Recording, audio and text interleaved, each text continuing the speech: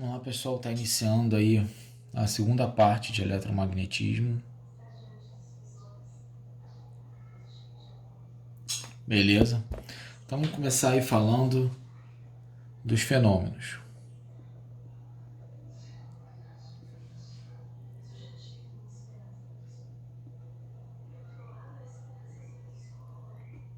Beleza? Então, fenômenos eletromagnéticos. O primeiro ponto que a gente já tem que observar de cara é o seguinte. A gente já falou isso na última aula. Passagem de corrente elétrica. Passagem de corrente elétrica por um condutor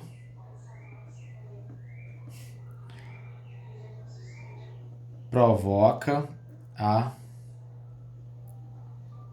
geração de um campo magnético. Beleza? Então, passagem de corrente elétrica por um condutor provoca a geração de um campo magnético. É isso aí que nós temos. E isso vai envolver tudo que eu vou comentar em seguida. Por quê? Se eu já tenho uma corrente passando por um condutor, né? Então já virou um ímã, né? Já tem propriedades magnéticas. E você colocar um ímã próximo, né? Aproximar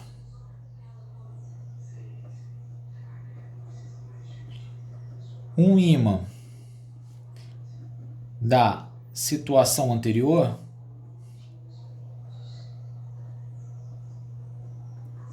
o que vai acontecer? Dois ímãs. Então, fará com que haja a existência de uma força. Ah, força de atração ou repulsão? Não sei, depende de como está colocado esse ímã. Então, a existência de uma força, beleza? Outro ponto aí.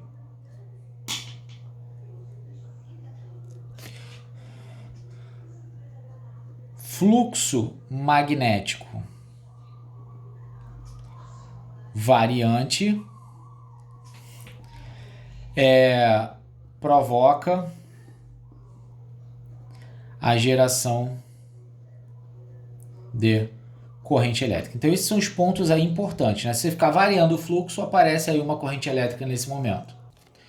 Então, quando a gente fala de campo magnético,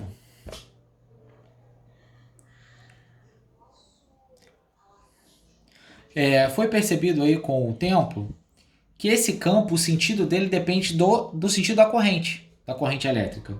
Então, surgiu uma lei, né, que é a lei de Biot-Savart. O que me fala essa lei? É a chamada, vou colocar aqui embaixo. Então, ó, ela é a conhecida também, colocar em outra cor, como regra da mão direita. Beleza? O que me fala essa regra? O seguinte, se eu tenho um condutor, fio condutor, e eu tenho uma corrente elétrica, que eu vou colocar ela como em vermelho, tem uma corrente elétrica nesse sentido, eu vou mão direita, certo? Eu vou colocar o dedão no sentido da corrente. Então o dedão tá para lá, tá para a direita. A corrente vai fazer esse movimento em torno do fio. Consigo perceber o quê? Que a corrente... Consegue perceber se a gente for indicar o fluxo aí em rosa? O que vai acontecer? Ela vai estar saindo aqui, a minha corrente. Então aqui, tudo que está saindo é a bolinha. Do outro lado, ela vai estar entrando.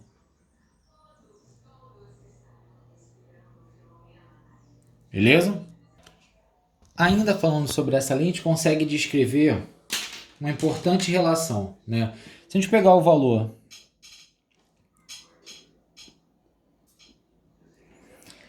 delta BK, a gente vai ter μ sobre 4π vezes I delta SK vezes o vetor R dividido por R cubo. O que eu vou ter aqui nesse caso dessa expressão? Que eu estou pegando variação finita, né? Pontos que eu consigo medir. Variação do campo em determinado trecho, ele vai estar relacionado com a variação do comprimento que a gente for pegar. Esse é o sentido dado pela regra da mão direita, tá? Então essa lei de Biot-Savart, regra da mão direita em total relação. Então aqui é o sentido, né, dado pela essa regra, e o R vai ser justamente o valor da medida da distância, beleza? Então tenho cada uma dessas características para uma variação finita. Se ela for uma variação infinitesimal, ao invés de delta, eu vou ter a derivada, né? Seria dB igual ao μ sobre 4π vezes I ds vezes R dividido por R ao cubo. Diferença entre os dois. Esse aqui eu estou trabalhando com derivada, variação infinitesimal, e o primeiro eu estou trabalhando com variação finita. Difícil cair uma questão envolvendo essa lei e aplicação direta das fórmulas, mas a gente coloca, né, o desencargo de consciência. Vamos lá. Próximo tópico a ser estudado é justamente trabalhar com os sentidos, né? Vou falar aqui dos sentidos que a gente está estudando. Então, sentido do vetor campo. Campo magnético. Vou botar campo mag. Beleza? Então, o que a gente viu? A gente viu até agora há pouco, né? Falando já da regra da mão direita, que incluía ali, tinha relação direta com a lei de Biot-Savart, né? As duas ali meio que até se confundem. A gente trabalha aqui o que a gente chama de regra de Ampère, que é a regra da mão direita. O que me fala aí essa regra? Trabalhando só a regra pura e simplesmente. A gente tem o seguinte, tem a geração. Eu tenho um fio condutor, vou colocar dois fios, né, um do lado do outro, com dois sentidos de corrente distintos. Primeira situação, eu tenho uma corrente que está subindo e o segundo eu tenho uma corrente que está descendo. Consigo reparar o seguinte.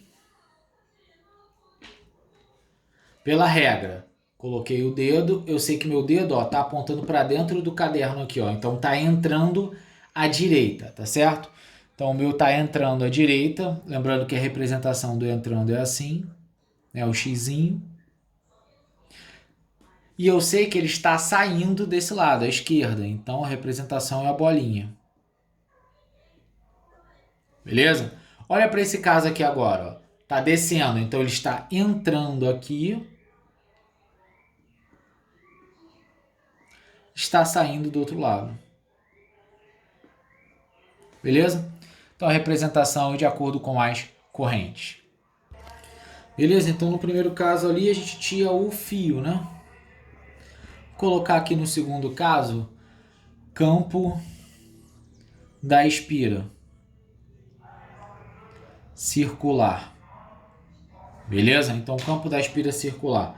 Então vou estar colocando a espira, colocar aqui ela sem espessura para não confundir no desenho. O que acontece? Se eu tiver o meu sentido da corrente assim, a gente vem e aponta o dedão. O dedão está acompanhando a corrente. Ó. Então o que vai fazer? Este movimento na espira, né? Então, vou colocar de rosa. Então está fazendo este movimento ó, na espira, certo? Tá entrando aqui e saindo aqui. Então vou colocar, ó, aqui nesse ponto ele está entrando e aqui ele está saindo. Em qualquer ponto desse, né? Ele vai estar entrando fora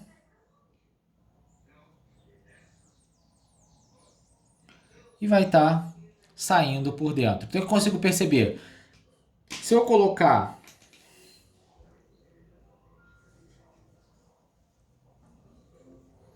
passando aqui por dentro, o que vai acontecer? O meu campo ele vai ter um sentido único.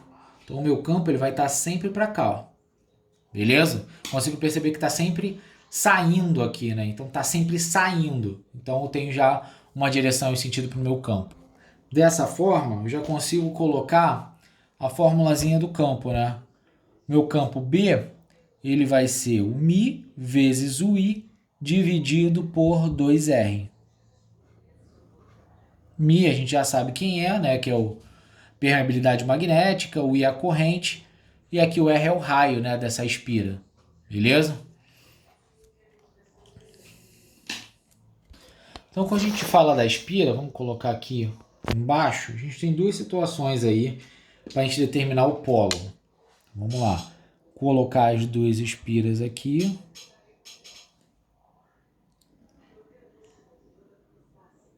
Então, tem as duas espiras. A corrente, vou colocar a corrente aqui, ó. Corrente I. Corrente I.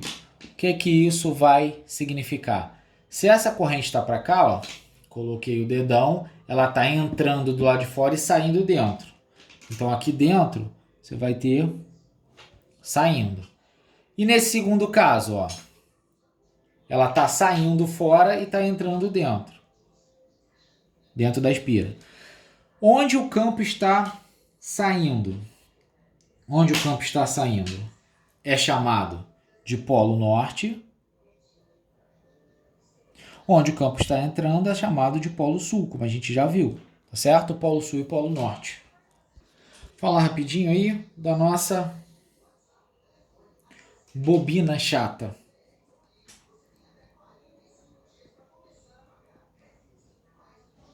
O que é uma bobina chata? Quando você tem várias espiras, né? Então vou colocar o esquema aqui. Então o que você tem? Vou colocar de cima porque eu não vou conseguir desenhar, né? Então você tem várias espiras. Então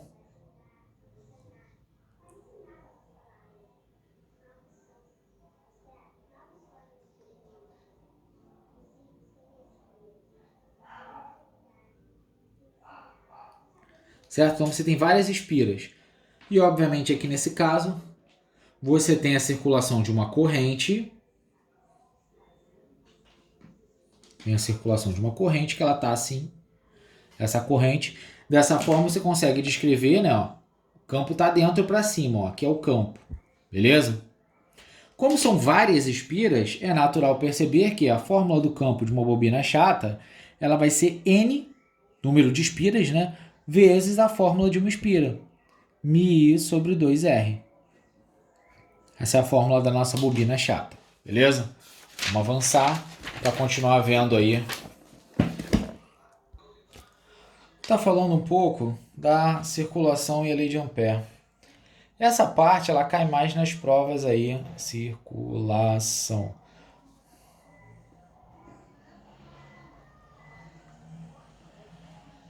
Então ela está mais relacionada às provas de escola naval, certo? Então o que eu tenho aí nesse caso? Eu tenho um fio condutor, certo? Tem um fio onde tem a passagem de uma corrente elétrica, corrente subindo. E eu vou descrever uma situação do campo aqui em torno, né? Só que aqui eu trabalho com uma parte da matemática chamada integral de linha. Que a gente vai estar trabalhando associada justamente ao campo nessa linha fechada. Quando a gente trabalha nessa situação, o campo nessa linha fechada, a gente trabalha o quê? Que o somatório dos campos nessa linha K, certo? Delta LK é igual ao somatório BK. Opa, deixa eu chegar o celular para o lado. Delta LK cosseno de θ. Esse cosseno de θ aqui, ele está justamente associado ao ângulo, né, que existe entre as linhas. Se eu for observar o desenhozinho aqui, ó, o que a gente pode fazer nesse desenhozinho aqui? Vamos lá. A gente tem aqui, ó, tangencial ΔL K, certo?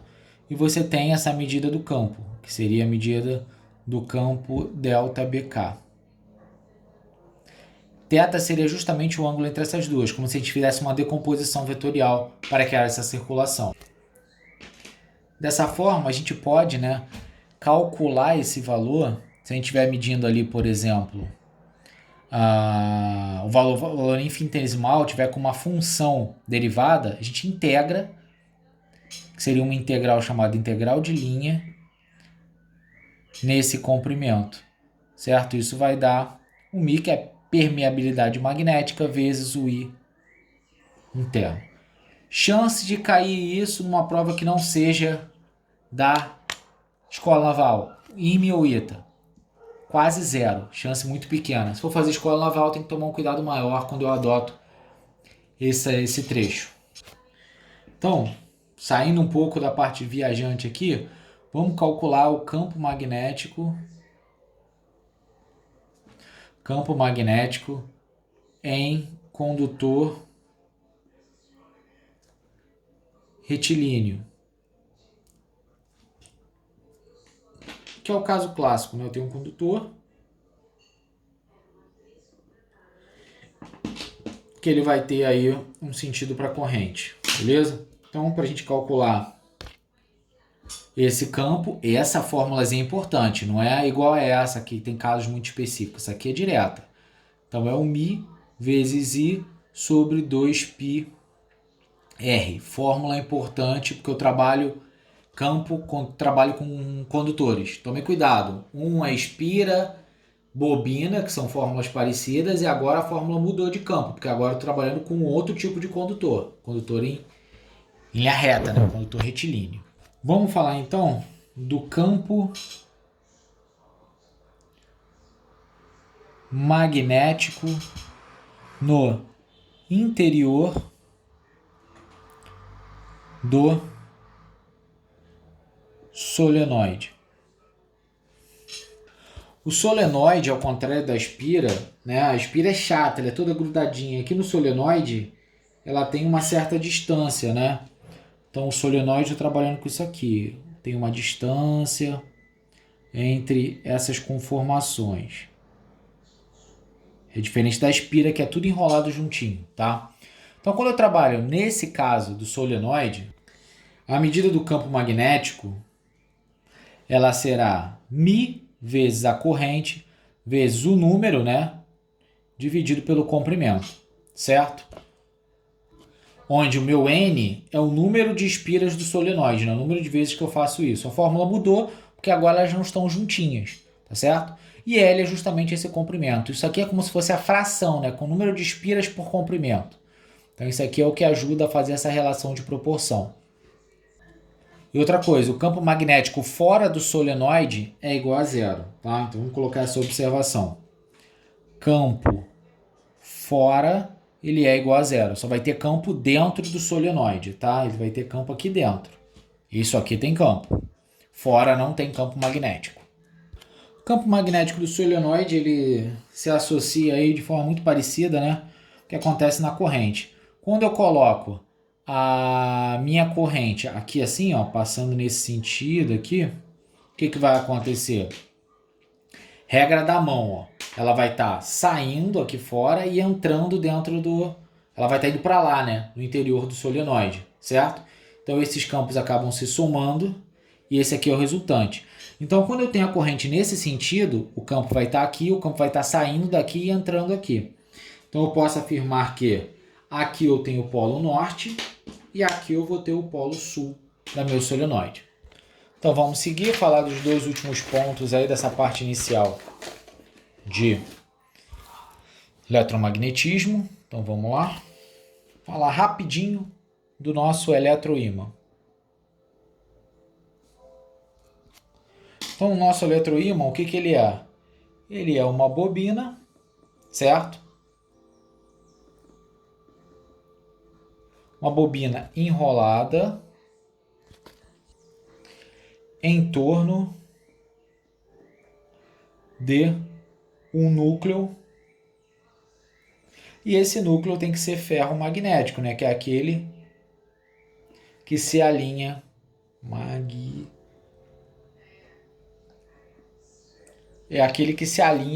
com o campo magnético imposto, beleza? Então isso aqui, ele tem propriedades, né? O magnetismo acaba sendo baixo e o material ele pode ser duro ou mole de acordo com o que a gente viu. Para a gente terminar, vou falar agora de um que é muito pouco conhecido. Vou falar do campo no toroide. O que é esse toroide? Eu tenho um anel, né, e uma bobina, né, um solenoide enrolado. Beleza? Então, como eu vou desenhar isso aqui? Vamos lá. Então, eu vou ter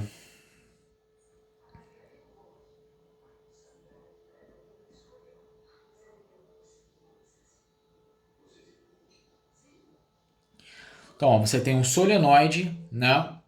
Dentro aqui eu tenho um material, isso aqui é o meu toroide, beleza? Então, ó, eu tenho um material aqui dentro que eu vou estar colocando de outra cor para facilitar a minha vida. Vou colocar de roxo.